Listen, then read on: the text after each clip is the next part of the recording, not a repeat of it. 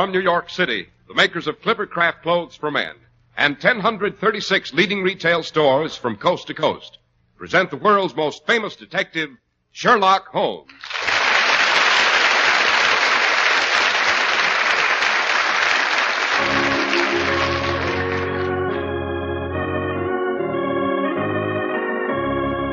Tonight's adventure, Death is a Golden Arrow. And so here we are, as usual, in front of Dr. Watson's cheerful fireplace. There's a hint of spring in the softness of the air, but a fire still feels mighty comfortable after sundown, eh, Dr. Watson? Right, Mr. Harris. It's rather like a man who wants to show off his new spring suit, but still hasn't managed to do without his overcoat. Well, if they're both Clippercrafts, chances are one is as impressive as the other, Dr. Watson. Right you are. And next Sunday is Easter. And because Clippercraft prices are so low, this week's a good time to buy your Clippercraft suit and topcoat. These low prices, you know, are the result of the unique Clippercraft plan that concentrates the buying power of 1,036 of the finest stores across the nation. It's a year-round operation that results in substantial economies in manufacturing and distribution costs. It puts money in your pocket, even in these days of high prices, through the tremendous savings that result. And this is important, too, at a friendly local independent store, a store you can trust. Fresh new assortments of spring Clippercraft clothes, including long-wearing worsteds, are ready now at your Clippercraft dealers. Beautifully tailored, finely styled, expensive-looking suits at only $40 and $45. Top coats in fine coverts and worsted gabardine at only $40 and $45, and sport jackets at only $26.50. Seeing is believing. Simply compare Clippercraft with clothes selling for many dollars more.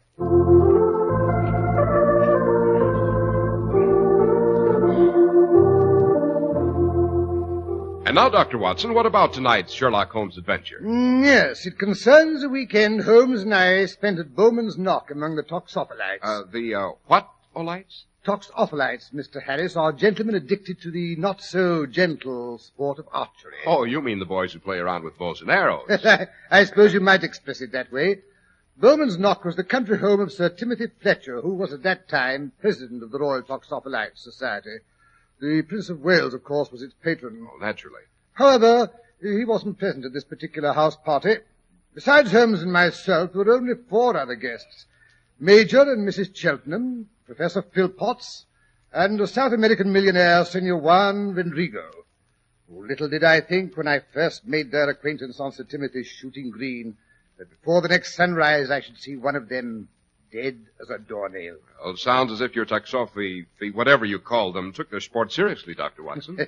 Yes, a bit too seriously, Mr. Harris. It was a beautiful sunny afternoon in early spring when Holmes and I alighted from our train at Helmsley-on-Wilton, which is the station for Bowman's Knock. Sir Timothy Fletcher had come to meet us in a dog cart drawn by a handsome cob. Doctor, I thought a cob was a male swan. In sporting circles, Mr. Harris, a cob generally refers to a small, stocky horse having a high, stylish leg action. Well, then, a dog cart is not drawn by dogs. Certainly not. A dog cart's a very, as you'd say, a snappy 2-wheel conveyance with seats placed back to back. Doesn't sound particularly comfortable to me. Oh, this mechanized age. It wasn't supposed to be comfortable. It was dashing. Oh. Well, as I was saying before being certain interruptions, our host piled us and our somewhat battered assortment of luggage into the cart, and off we started. The birds were singing, the sun was warm and gentle, the trees were covered with tender green foliage. Only Sir Timothy seemed at odds with nature.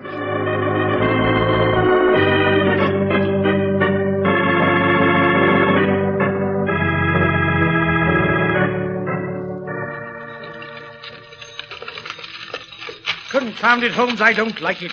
I don't like it at all. There's something brewing, something nasty. We might have known, Watson, that Sir Timothy hadn't invited us merely for a bucolic weekend. Holmes, you know dashed well. If you had nothing but the ordinary country house party to look forward to, you wouldn't have accepted my invitation. Got you that time, Holmes. Yes, I gathered from your notes, Sir Timothy, that things don't seem to be entirely placid at Bowman's Knock. Seems to be the difficulty. It's that confounded Spaniard, Juan Vendrigo. We should never have invited that bloated millionaire to join the Royal Toxophilite Society. Why did you? We needed new equipment.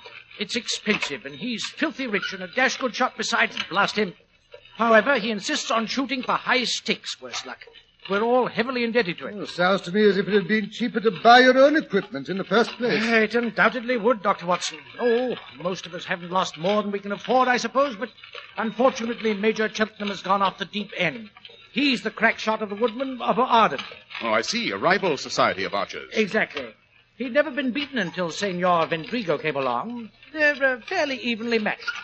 Vendrigo has better direction, although the Major has more pull and distance. Well, it seems that last Monday, Senor Vendrigo went down to Meriden, where the woodmen hold their meetings. In the course of an afternoon's shooting, Major Cheltenham managed to lose a large sum of money, which he could ill afford. And I suppose he insisted on a return match. He did, the numbskull. Senor Vendrigo invited him to a return match at our shooting grounds, which, as you know, are situated in Regent's Park. Professor Philpotts was invited to keep score. Oh, you don't mean Professor Winsgate Philpotts, the eminent physicist? I do indeed. He's an exceptionally fine shot. His aim is practically infallible.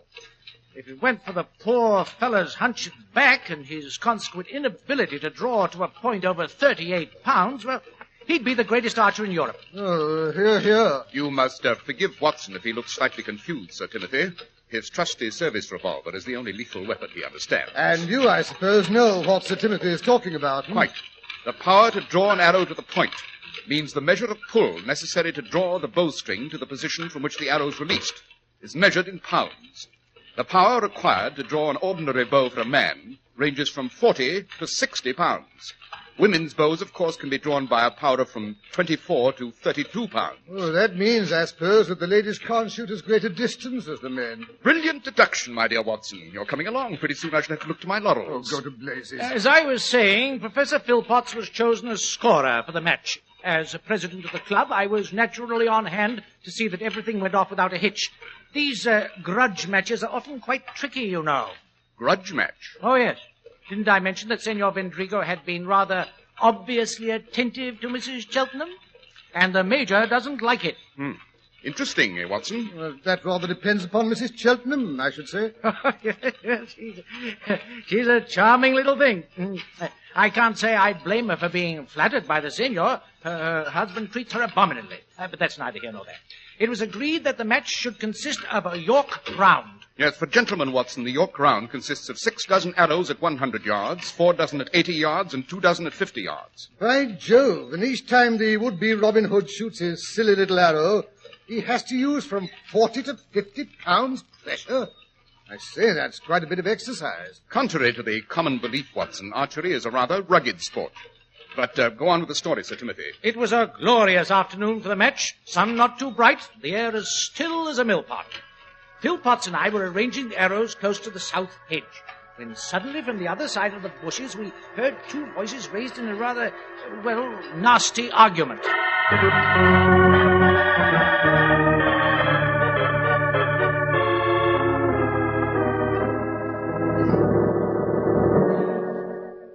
My advice to you, my dear Major, is to, cut down on the consumption of alcohol, or you will not be able to see the target, let alone hit the goal. Mind your own business, you dirty yellow Gently, liver. Major, gently.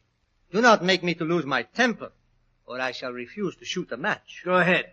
What's it to me? Only this. If you do not win back what you have lost to me, you must pay what you already owe. But that you cannot do. You would have to go into bankruptcy. And if you go into bankruptcy, you will be obliged to resign from the army in disgrace. No. Why, you dirty yellow You have liver- said that once already. To me, the repetition is offensive. It is only from the goodness of my heart, remember, that I give you the opportunity to win back your losses. What can I gain from the match? What do you mean? You have no money to wager. You have already lost that. You have no property you can mortgage. There is only one thing that still belongs to you of any value whatsoever. What's that? Your charming wife, of course. Leave my wife out of this. Oh, do not be alarmed, my dear Major. I do not wish to marry the lady. In my country, we do not believe in divorce. No, we will make other arrangements. What are you getting at? I suggest, merely suggest, mind you, that should you lose the match... Which isn't likely. There's no win today.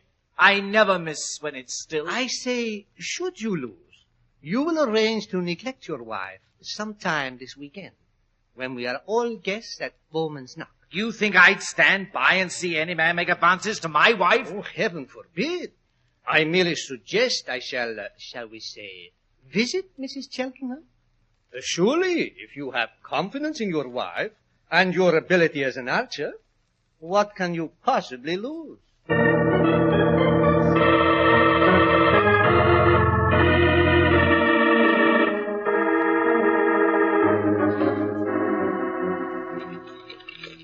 It's outrageous, eh, Holmes? Of course, I suppose the Major refused to go on with the match. How could he, Watson? I had a good mind to call off the match myself, Mr. Holmes, until Professor Philpotts pointed out that if we took any cognizance of the matter, everyone would know we'd been eavesdropping, which would have been embarrassing all around, don't you know? Very. Moreover, the Major and Senor Vendrigo would have probably gone off and shot the match somewhere else without proper supervision. Unthinkable. What happened? The match was nip and tuck all the way. Senor Vendrigo had a slight advantage at the beginning. Due no doubt to the Major's use of spirituous liquors. Quite, but by and by, as he became more sober, his aim became absolutely deadly. Moreover, as the afternoon wore on, Senor Vendrigo began to tire. And the Major didn't? The Major, my dear Holmes, is an ox.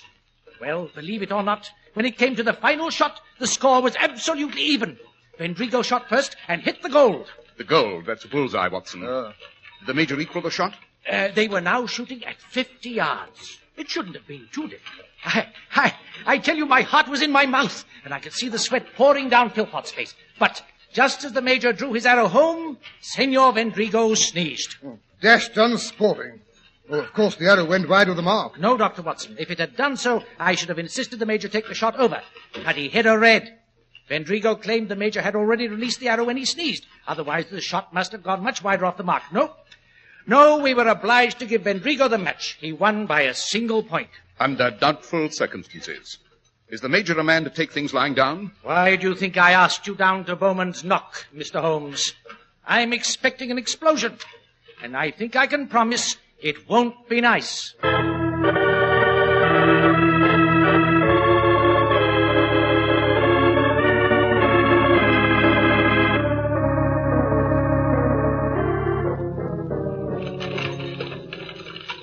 Suppose we alight here, gentlemen, and let the gatekeeper drive the luggage up to the house. Here you are, Rogers. Yes, sir. Tell Parsons the bags go in the tower bedroom. Yes, sir. Get up, you, but...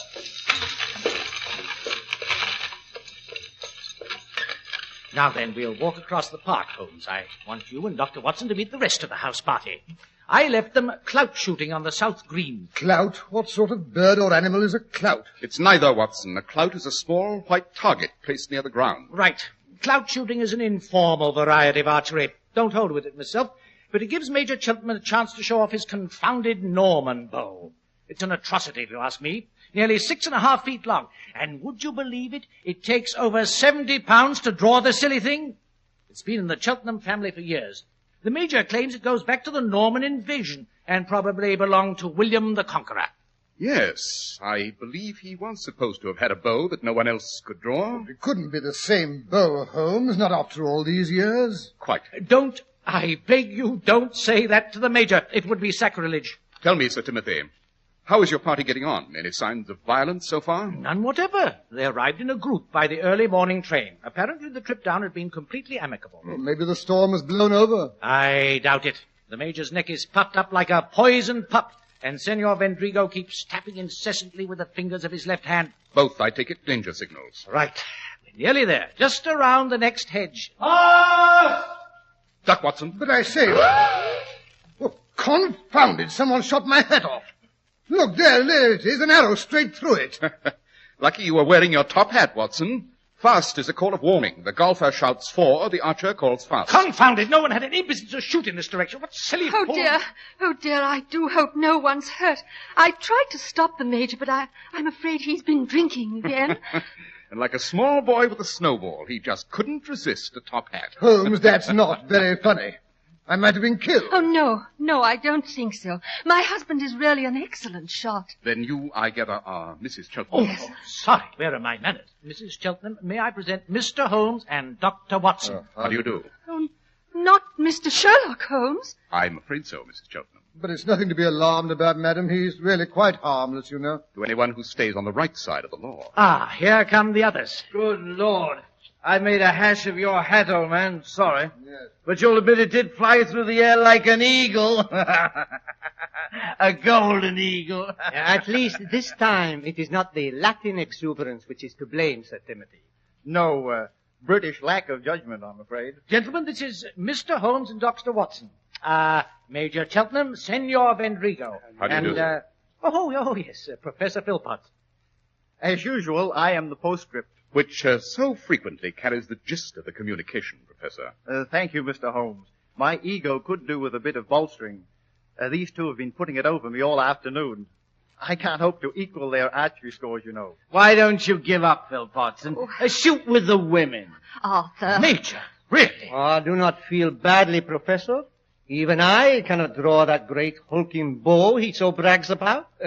It is fit for nothing but to kill cows. That's about Oh, enough. Arthur, please. Huh? Oh, well. I can't blame you chaps for being jealous, I suppose. Here, have a look at this bow, Mr. Holmes. Ever seen its equal? It is rather remarkable, Major Cheltenham. I've certainly never seen a self-bow this size. Yes. It consists of a single piece of yew, as flexible as the day it was made. If you have the strength to draw it, of course. Which you apparently have, Major. That's right, I have.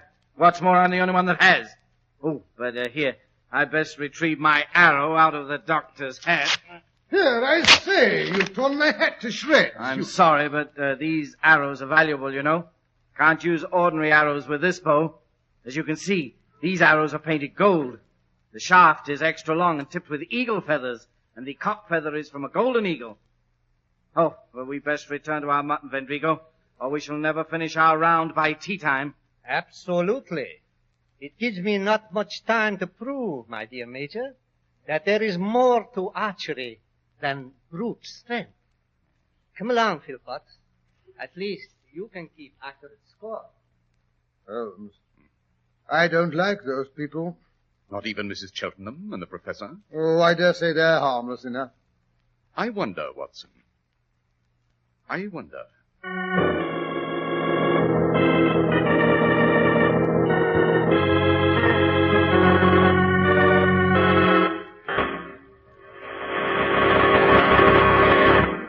You want to do a friend a real favor. Simply tell him to hurry to the store in your community that sells Clippercraft clothes. Where else can he find such remarkable quality at prices so exceptionally modest? He'll wonder how in these days of high prices such values, including beautifully tailored, long-wearing worsteds, are possible. The answer is the famous Clippercraft plan, concentrating the buying power of 1,036 of the nation's finest stores from coast to coast. The plan's the reason you get these wonderful, really costly-looking Clippercraft suits at only $40 and $45. Spring topcoats in fine coverts and worsted gabardine at only $40 and $45, and sport jackets at only $26.50. Yes, selling expensive clothes at inexpensive low prices at the nation's finest independent stores is the great big idea behind the Clippercraft plan. That's why men who know insist on Clippercraft clothes. So be sure to visit the Clippercraft store in your city. These leading stores in the metropolitan area are proud to add their names to Clippercraft in your suits, top coats, and sport jackets. In Manhattan, Saks 34th, Broadway at 34th. John Wanamaker Men's Stores, Broadway at 8th and 67 Liberty Street. In Brooklyn, Abraham and Strauss. In Newark, New Jersey, Boulevard Men's Shop, Kresge, Newark. And in Jamaica, the B&B Clothes Shop, 16408 Jamaica Avenue.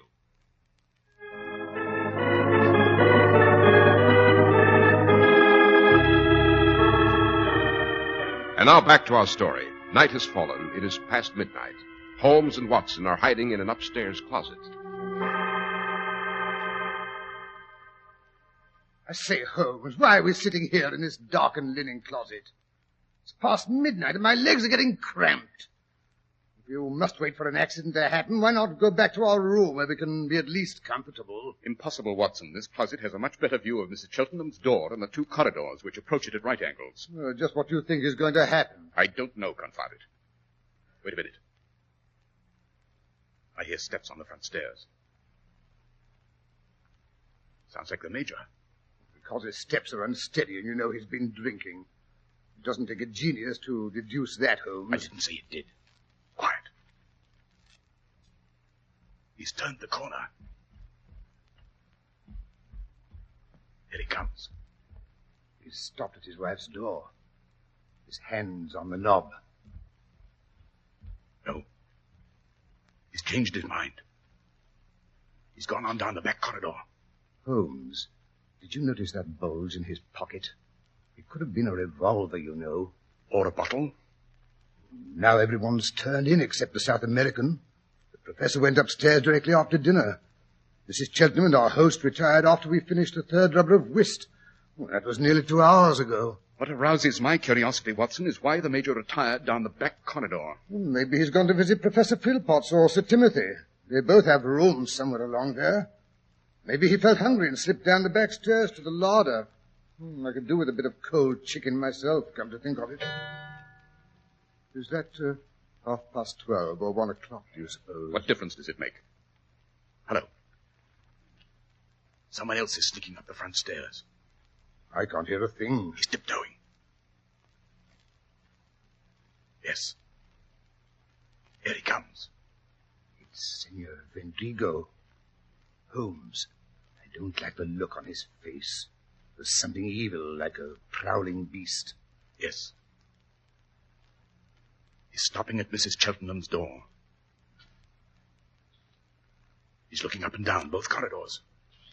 Now he's taken hold of the doorknob. Great Scott, Holmes, what happened? Vendrigo's pinned to the door, something sticking out of his back. It's a golden arrow. Shut up, Watson, and come along. What's happened? Someone shot Vendrigo with one of the Major's arrows. He's dead, killed instantly. The arrow is embedded over 2 inches in the solid oak of the door. Could only have been my bow that made that shot. Clean through the man and into the door. Only an arrow from my bow has that strong a flight. It's gone home. The arrow's gone home. Hee. Stop that laughing, you fool. You're drunk. That is not laughing, Dr. Watson. It's the word of call of all archers from time immemorial. Hee.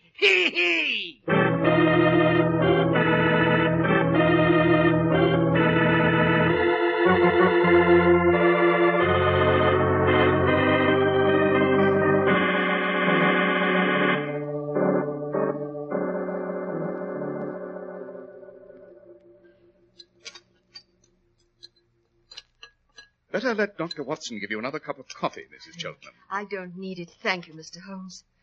I'm glad my husband shot that brute. I knew he wouldn't let him come into my room. Now, my dear, we all realize there are extenuating circumstances. I'm sure the law won't punish him too severely.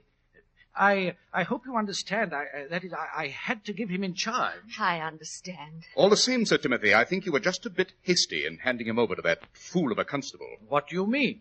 It should have been obvious to a child of 4 that Major Cheltenham was too drunk to have made that neat a shot. Straight through the heart, wasn't it, Watson? But it was his bow that was used. We found it at the end of the corridor. He's the only one that has the strength to draw it. Besides, he didn't deny he'd killed Vendrigo. Again, he probably was too hazy to realize exactly what did happen. Oh, but here comes Philpotts. His cane sounds unusually staccato this morning. Good morning, Professor. You don't look as though you'd had too good a night. I must admit that I didn't shut my eyes after I awakened and was informed what happened. But you did manage to sleep through the murder. Yes. Can't explain it. Usually such a light sleeper. Probably all that sun and fresh air yesterday. No, I won't have an egg, thank you. Just coffee. Can't face an egg this morning. Yes. Committing a murder does take away the appetite. Doesn't it, Professor? What do you mean? I'm suggesting that you were the man who shot Senor Vendrigo at 1:05 last night. With the Major's famous bow? I believe it's agreed that was the weapon used, Mr. Holmes. Indubitably. Then don't you see how ridiculous your statement is? That bow requires 70 pounds to draw it. I'm physically incapable of more than 45 pounds. Using the ordinary or manual method, yes. However, there are other ways of exerting pressure besides pulling. What are you suggesting? It doesn't take an expert physicist like yourself to understand the value of leverage. Well, what good would that do? I suggest that the professor's cane would make an excellent lever. It has a very handy small crook at the upper end. By hooking that through the string, and using, shall we say, the back of a chair or even the handle of your bedroom door as a fulcrum. All the professor had to do was press the weight of his body down against the cane, and the arrow could easily be drawn to the point and shot through a partly open door. A very interesting theory, my dear Mr. Sherlock Holmes. But it takes more than theory to hang a man. It takes evidence. I think I can provide that as well, Professor. You see, I noticed the drops of blood trickling down onto your left wrist when the constable was questioning you last night. Nasty gash, isn't it? Don't you think you'd be wise to let Dr. Watson dress it? What's all this about, Holmes? I admit I don't understand a word you're saying. Professor Philpotts does, however. Grab his arm, Watson, his blow arm. Right. No, you don't. Oh! Sorry, orders. There you are, Holmes. Old jiu-jitsu comes in handy now and then. Now, if you'll roll up your left sleeve. Oh, no sooner said than... By Jove, I say. That is a nasty gash. Yes. Professor Philpotts made only one mistake in his little plan to get rid of the two men he hated most in the world. The seigneur, to whom he owed money, and the major, who was always bully-ragging him. His mistake was that last night he forgot to put on a leather arm guard to shield his left arm from the stroke of the string after the discharge of the arrow. Any bow as powerful as the major's has a particularly vicious backlash, don't you know?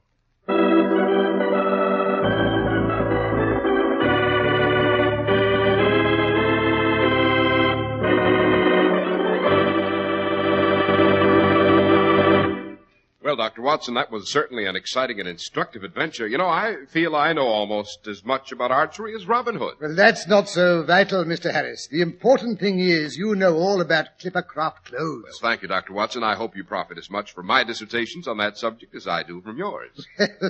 Wait till you see me next week in my new Easter suit. I think you'll agree I'm your prize pupil. And now, Dr. Watson, how about a word about next week's story? With pleasure, Mr. Harris. Next week I'm going to tell you how I chased all over Europe trying to find a wealthy and lovely lady who had mysteriously disappeared, and how Holmes stepped in at the last moment and prevented a double funeral. We always call the story The Disappearance of Lady Frances Carfax.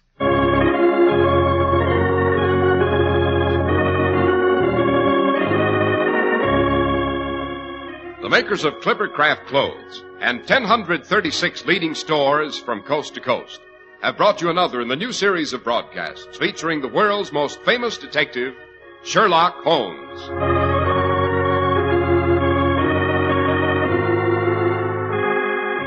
Our stories are based upon the character of Sherlock Holmes created by Sir Arthur Conan Doyle. Sherlock Holmes is played by John Stanley, Dr. Watson by Alfred Shirley. The dramatizations are by Edith Meiser. Sherlock Holmes is produced and directed by Basil Lochran, with special music by Albert Berman.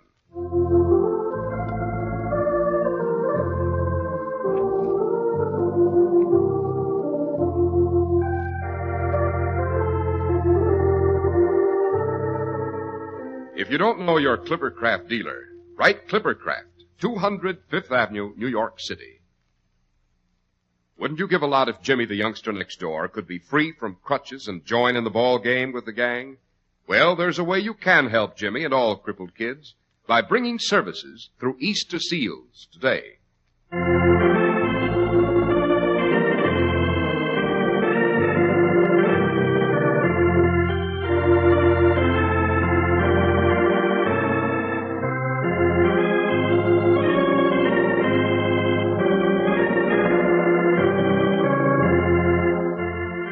Be sure to listen next Sunday to Sherlock Holmes in The Disappearance of Lady Frances Carfax.